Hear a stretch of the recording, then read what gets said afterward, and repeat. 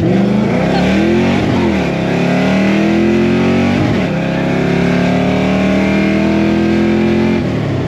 an 8th mile hit right there for you.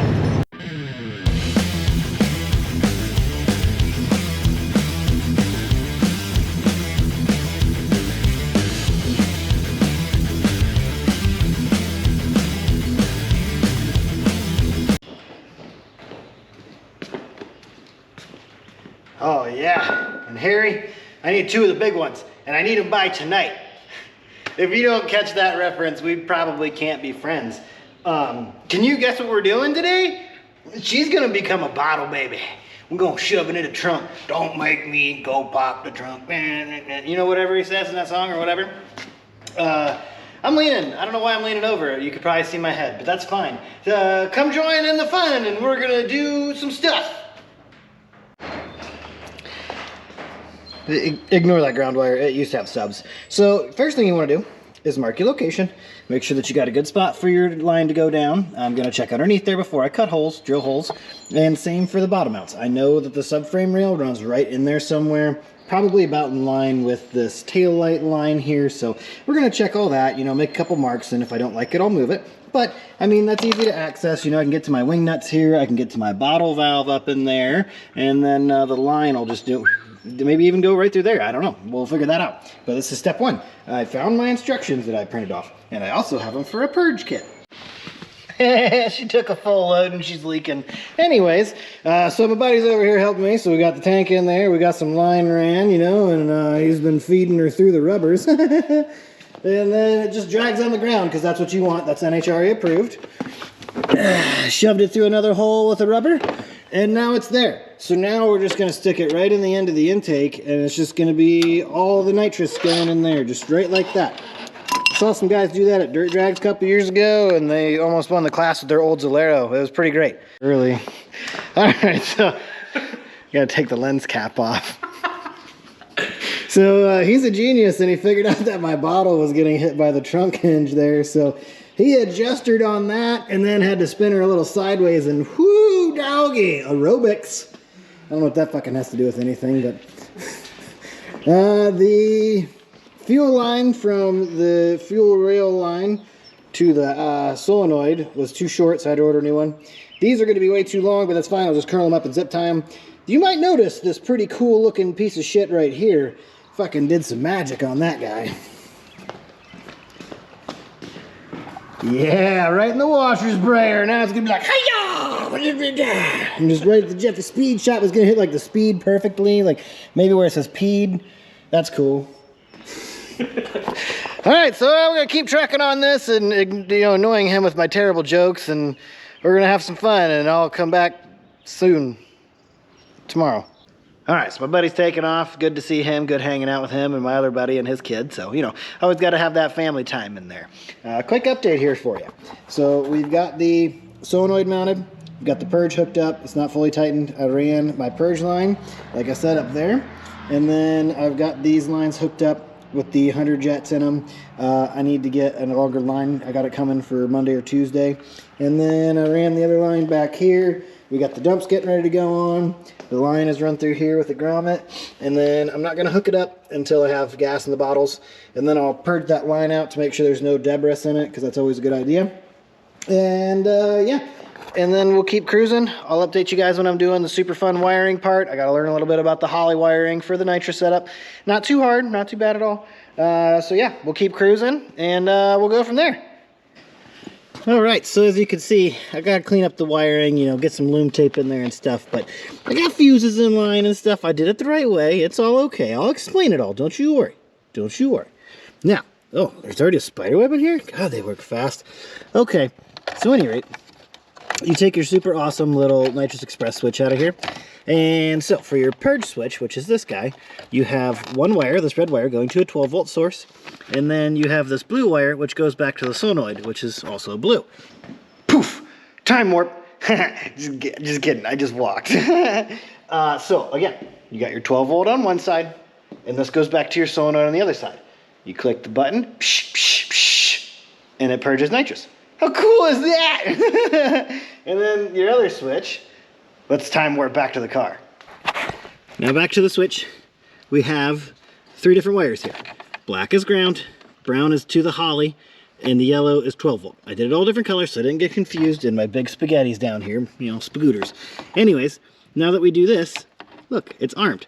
And that wire goes to the input of the Holley Terminator X, telling it, hey, arm the nitrous and get ready to spray. Because, you know, that controls it all. It's progressive. So this side goes to the input. This side goes to 12 volt. Now back to the drawing. So this is a super simple setup. The ground is only to activate the light on your switch. The 12 volt is the source that comes in to tell the Terminator X to activate it, and that's why it goes back to an input. So it tells it to, hey, activate me, just like I said over there before we time warped back over to here to the super awesome, you know, Northern Lights style drawing board here. So anyways, that's this side. Super simpy. Now I use the Holley high current solenoid driver so I can do a progressive system in case, you know, it's a poopy track and I don't want to spin that hard. The orange wire here, that goes to 12 volt power. This black and yellow wire goes to an output on the Holley. That way it can control this nitrous solenoid. And this blue one here actually goes out to the nitrous solenoid. So, you know, this tells it to activate. This goes to the solenoid, and this goes to 12 volt power. And then you have progressive nitrous. Now I'm going to go ahead and get all this cleaned up because nobody cares about that. You know, make it look nice and fancy. I did a little too much wiring. That's okay. Hello, old ashtray. Okay, so this box here is your Holley high current nitrous solenoid driver. I know I have terrible handwriting. Again, your blue one goes to the 12 volt source for your solenoid, your nitrous solenoid, not your purge, your nitrous solenoid. The black and yellow goes to a Holley output, so it tells it how much to do and all that stuff because it's going out. And then the orange one goes to 12 volt battery with a fuse. With a fuse. Okay? Okay. So again, on this side, this is where your blue wire goes from your Holley nitrous solenoid high current driver. And then this black one goes to ground. I'm sure you can't see that. This is probably a terrible view. Stupid nitrous lines in the way. And then these two little guys from the purge, one goes to ground, one goes to the switch for 12 volt access. And there you go. Now I still got to heat shrink those, but no big deal. Yeah, exactly. And then make sure that your fucking spray nozzle's not loose. Yeah, fucking idiot. That's great. Yeah, and then, you know, you go and you test it on the dyno, make sure your tuner knows what he's doing, like mine does, because he's, you know, the best there is, Bob Morrison from On3. Can't get no better than that, bud. I'm just telling you right now. And then you go out and you thrash it and you spray the nitrous and everything is just meat. See, guys, super easy install. Told ya.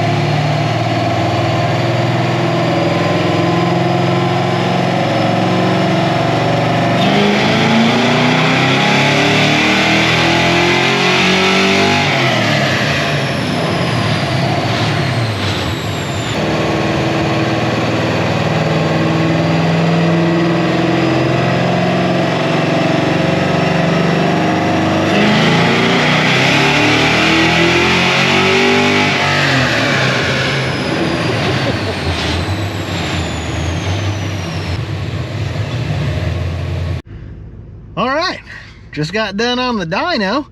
Bob Morrison is an absolute lifesaver. We started making absolutely no power. Apparently, sorry, I had to turn off Limp Bizkit. Apparently my distributor had moved even after I had set static timing and everything. So we gained 110 horsepower by adjusting the distributor correctly. Weird, right? So it made 265, and I forget the torque. I took a picture of it on motor, which it was spinning the slicks. Don't dyno on slicks. And then on nitrous, it made 356, 432. And that was just with a 100 shot. So I think this car has 11s written all over it. I'll take you for a ride probably tomorrow. It's getting dark. It's gonna be dark as shit by the time we get home, but yeah. Yeah. What's up, guys? We're out cruising the Fox body today. We're gonna try and make a nice little test hit over here if I can find a road good enough for it. But you know, two-step works. Should have sunglasses.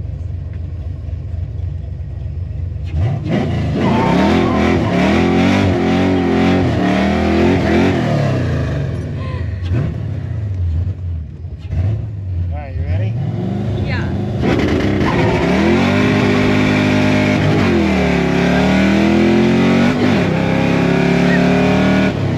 God, this thing is fast now.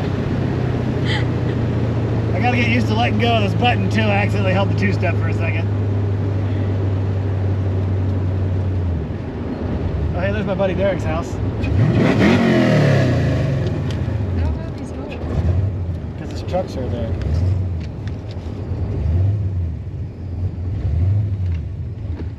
My idle air control valve doesn't work, so you know my idle kind of surges a lot. But that's okay, we'll fix that.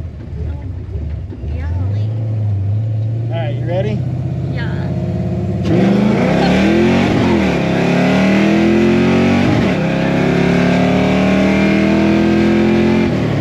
There's an 8-mile hit right there for you. This thing is fucking fast now.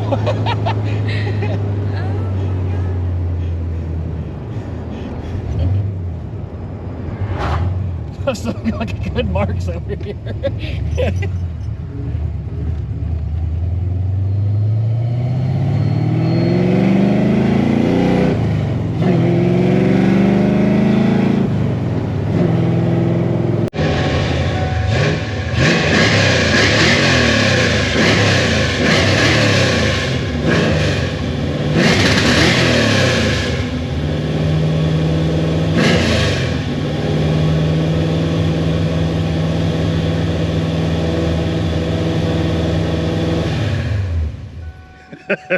So, it sounds pretty crispy, and the old two-step, she works, but as you guys saw with the old clutch jump, I inhaled my old spit making that weird voice. So anyways, once we got back from the tuner, Bob and I had decided that the 30-something-year-old idle air control valve was bad, so I swapped that out, and then I accidentally found 2 or 3 vacuum leaks behind the intake there, so I replaced a couple of those little guys back there, those little hosey madaubers, and now it just likes to idle real high instead of doing its whole surge thing that it was doing before. So, I mean, that's fine. That's fine. I'm just gonna text him and be like, hey buddy, can you help me out here? And, oh, what's going on there? What the F? And, you know, just, well, we got to get a good one.